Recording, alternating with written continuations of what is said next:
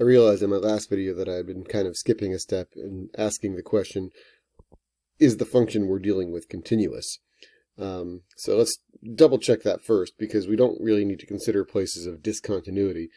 So in a rational function, we care about the denominator equaling 0, and 3 plus x squared never equals 0, so this function is in fact continuous over all real numbers. So we're going to try to figure out if there are any relative extrema there. So the continuity question is just a reminder that we sometimes want to exclude numbers from consideration, because even if the derivative changes signs there, for example, if it happens that our graph looks like this, well, maybe not like that, but like this, and our derivative changes from positive to negative, that doesn't mean we have a relative maximum, because there's not a point of continuity there. So that's worth thinking about, but that hasn't shown up. At any rate, take the derivative and find those critical numbers. So we've got f prime of x, we'll take u prime v minus u v prime all over v squared. Use the old quotient rule, and we can simplify that. We've got a 3x squared minus 6x squared is minus 3x squared plus 9 over, let's try that again, over 3 plus x squared squared. And again, we are interested in places where the first derivative is 0 or undefined, so we'll set that numerator equal to 0. And we'll set that denominator equal to 0. And as we already discussed, 3 plus x squared is never equal to 0. It's always positive, so there's no solution here. But over here we can subtract the 9, divide by negative 3, take the square root. We'll get x equals plus or minus the square root of 3. So those are our two critical numbers. So we go on to our, not f prime, but our g prime line, because our function is called g in this problem. And we'll put our negative critical number on the left, we'll put our positive critical number on the right, and we'll do some test points. We'll do a test point of, I don't know, let's do negative 2, 0, and 2.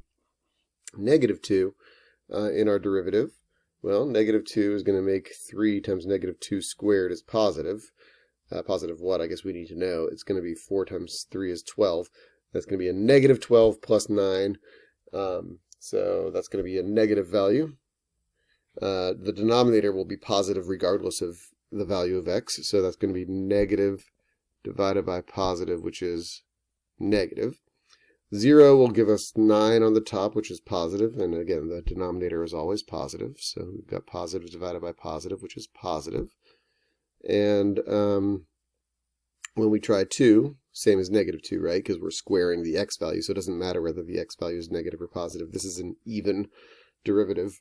The derivative is an even function, so we still have the same thing we got for negative 2, which is negative over positive, which is negative.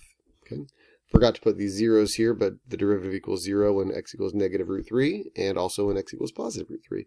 So when our derivative is negative, our function is decreasing. When our derivative is positive, our function is increasing. When our derivative is negative, our function is decreasing. So g has a relative minimum at x, I like to do the y value first, I don't know why I'm saying at, of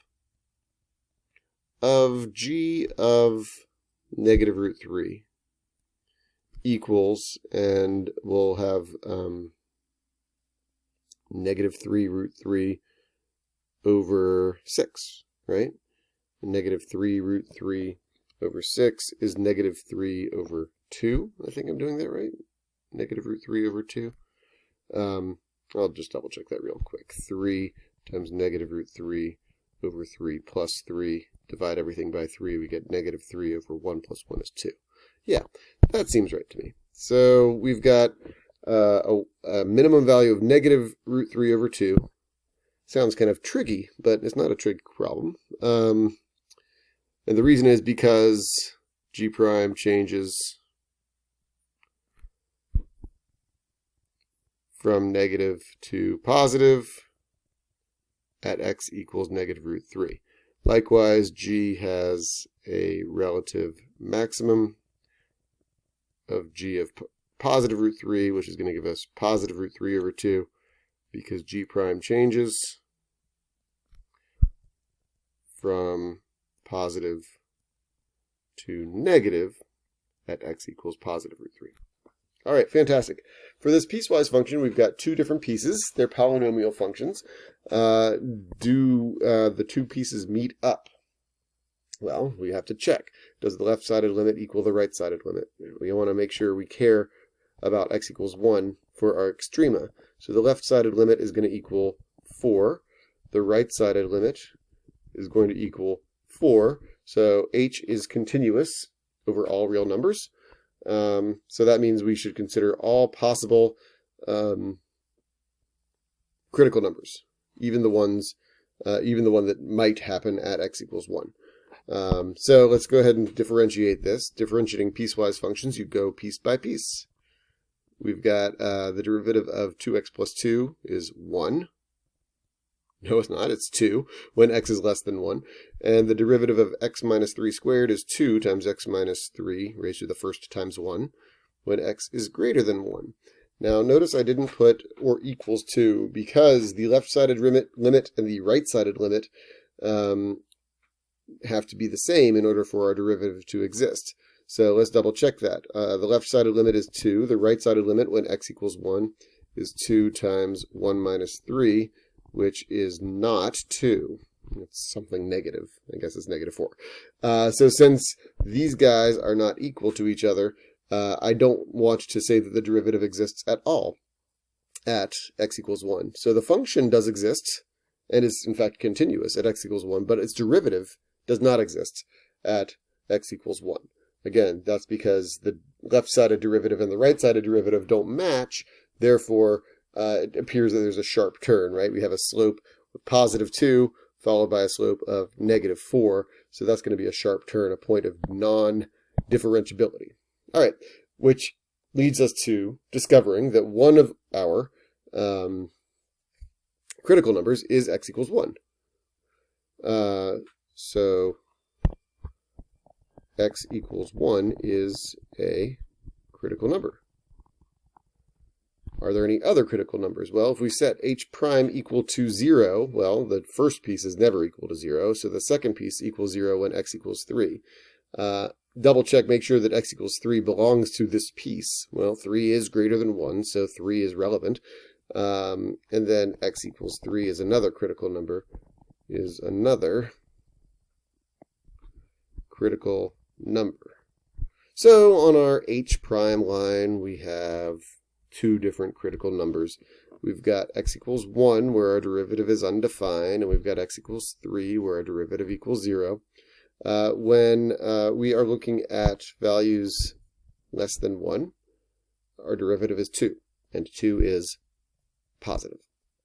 When we're looking at values between 1 and 3, for example, x equals 2, we have 2 times 2 minus 3. That's negative. So we've got a negative derivative in that interval. And then testing something like 4, we get 2 times 4 minus 3. That's going to be positive. So we've got an increasing function, then we've got a decreasing function, then we've got an increasing function. And it's continuous everywhere. So anytime those derivatives change signs, that's when we have our relative extrema. So once again, h has a relative maximum of h of 1. This time we're going to go back to our function to find the y value. H of 1 is, well, we already found that to be 4, I think.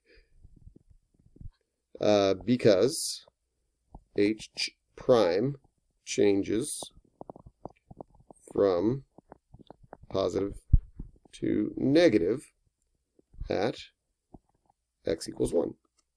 And the other piece of this is h has a relative minimum of h of 3 equals, we go back to our h function and we see that we're dealing with the second piece here. 3 minus 3 squared is 0. Relative minimum of 0 because h prime, keyword changes. I have to see that word changes from negative to positive at x equals 3.